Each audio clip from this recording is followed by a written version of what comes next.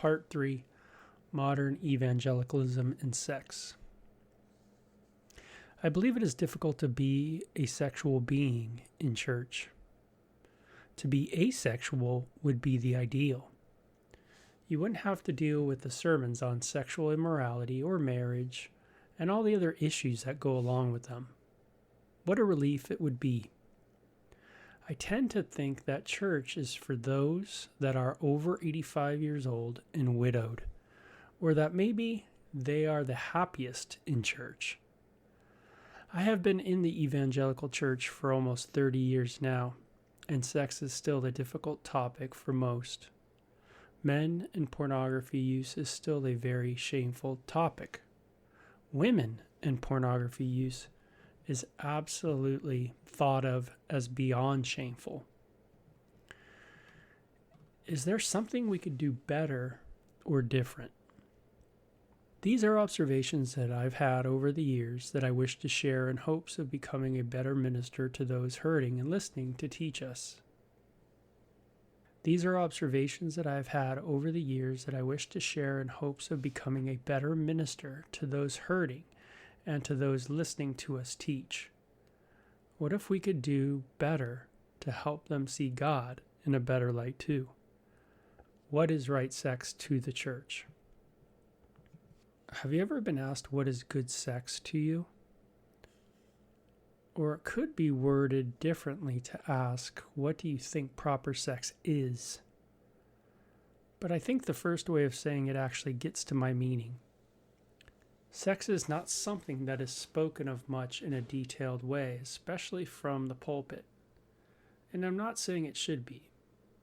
But because of this, there are many other ways that we get our sex education than from the Bible.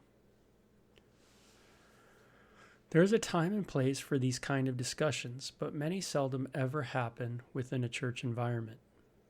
Even in the conferences that go on within the church culture, there can be a serious lack of the opportunity to discuss such details regarding sex. Most certainly we are educated that within sex, sex is a bad word. And if it does come up, it is linked to the word sexual immorality or porn. There is an education that takes place in any environment, let alone a church kind of one, that happens with what is neglected and, of course, what is shared. Both educate for good or ill. I remember putting on a conference back in 2015 all about sex, porn, and the Bible.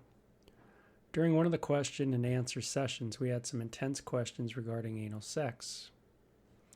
After answering some of the questions on the topic, someone made a comment how refreshing it was to discuss such topics within a church environment.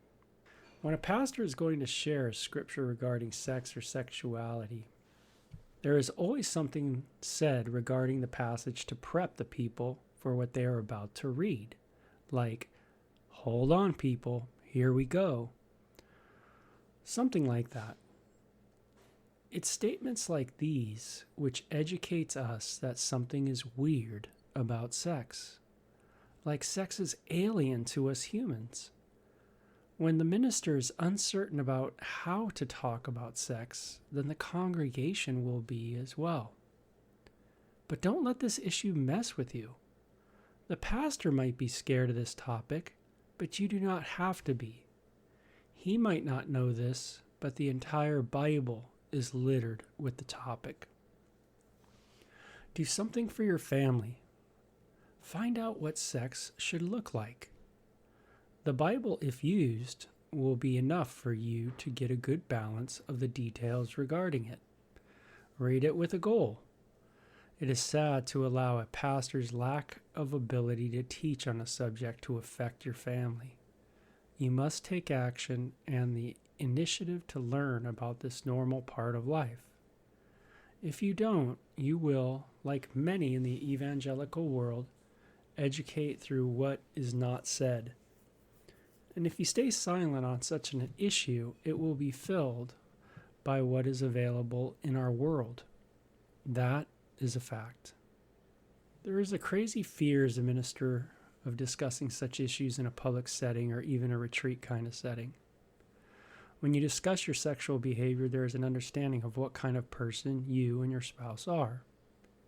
People have different ways of doing sex. Some have sex once a month, others once a day. Some are more comfortable with many kinds of ways to have sex, others are not.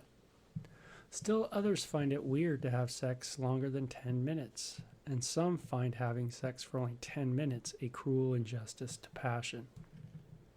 You want to do an experiment on some of your friends? Ask them about their sex lives and what it is like. Most might think that it is something you should know nothing about. I wouldn't be surprised if many tell you it's none of your business. But for those that respond honestly, you will get a wide range of answers. They could all be right answers, or they could all be wrong. It all depends on the love that should be regulating what they do in their sex lives. Even Christian sex is passionate, for we believe in eros love, for that is what the Greeks called erotic passion. We simply think it should be governed by an overall governor. Just like a government needs to regulate the society to stay within parameters of behavior, so Christian love is to do the same. Love governs eros. Eros does not go unregulated. And this is what most in the Christian church, I think, are scared of.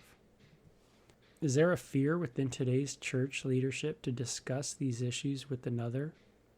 Would discussing our sexual behavior reveal some chink in the armor? It could be. What I have always found wonderful about the Bible is the real knowing of those within its pages. We know of the sex lives of many people in pretty good detail. But does this knowledge hinder us? Or maybe God might have included their intimate lives for us to learn by, and just maybe others could learn something about God from us sharing our own with others too, as God does with them. Just maybe.